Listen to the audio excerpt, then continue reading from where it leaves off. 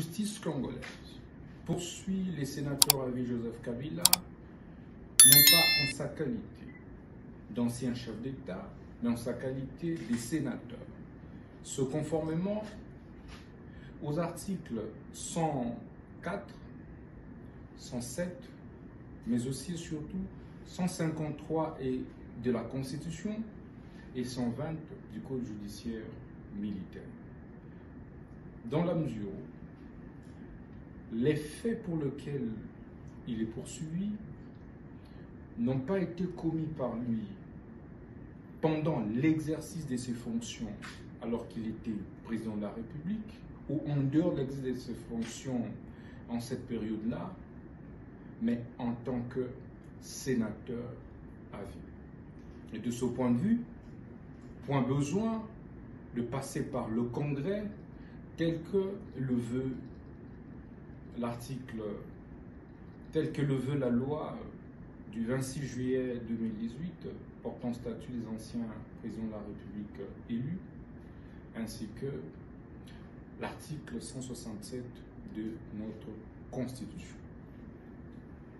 Nous attendons donc du Sénat la levée pure et simple des immunités du sénateur à vie Joseph Kabila Kabange, ainsi que l'autorisation des poursuites pour permettre à la justice d'instruire sérieusement le dossier, de le faire fixer devant la haute cour militaire afin d'éclairer l'opinion sur la responsabilité pénale claire de M. Joseph Kabila Kabange sur les massacres qui sont commis dans la partie est du pays par le mouvement M23 et AFC dont il est cofondateur.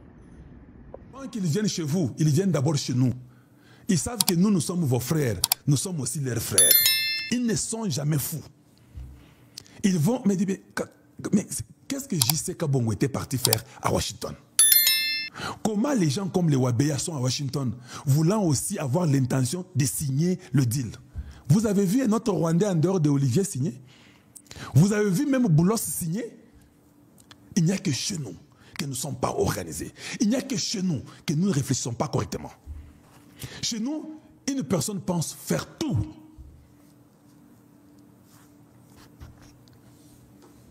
Il est grand temps.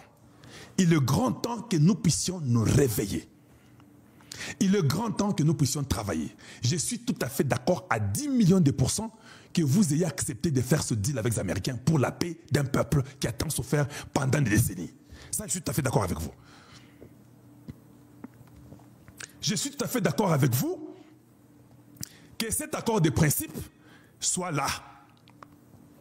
Merci, parce que c'est toi, Tshisekedi, Félix, qui a fait que Kagame accepte et qu'il signe qu'il a des militaires au Congo. C'est vous. L'histoire retiendra que nous avons fait 30 ans de stupidité en train de chercher et les Rwandais sont là-bas, ils ne sont pas là-bas, c'est la M23, non, ce sont les Tutsis, non, ce sont les Banyamulenge, non, ce sont les Banyarwanda d'origine rwandaise qui sont au Congo. On a fait 30 ans de stupidité en complicité avec Kabila et leurs frères Kagame et les Museveni. C'est vous, Félix Tshisekedi, qui êtes venu, qui a dit, pas question. Pas les M23, j'ai compris qu'il y a une mascarade, on vient, on nous importune. Même Eric Prince a parlé de surrogates. Vous avez parlé d'une coquille vide. Exactement, vous aviez dit comme Eric Prince. Félix Tshisekedi, c'est vous qui finalement, après 6 ans de votre mandat, où vous n'avez même pas dirigé le Congo, vous étiez qu'en train de chercher comment être là pour vivre. Où votre vie a été menacée matin, midi, soir et la nuit.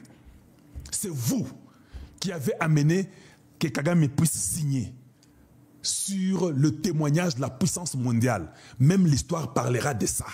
Que c'est le président congolais, après qu'on ait tué des millions de Congolais, qui a amené à la puissance mondiale de ce temps-là à être témoin du retrait de ces Rwandais qui pensent qu'ils sont Congolais, qu'ils ont les droits sur le Congo, parce que Kabila, c'est vous qui avez résolu ça. Maintenant, ne vous limitez pas là-bas. Ne vous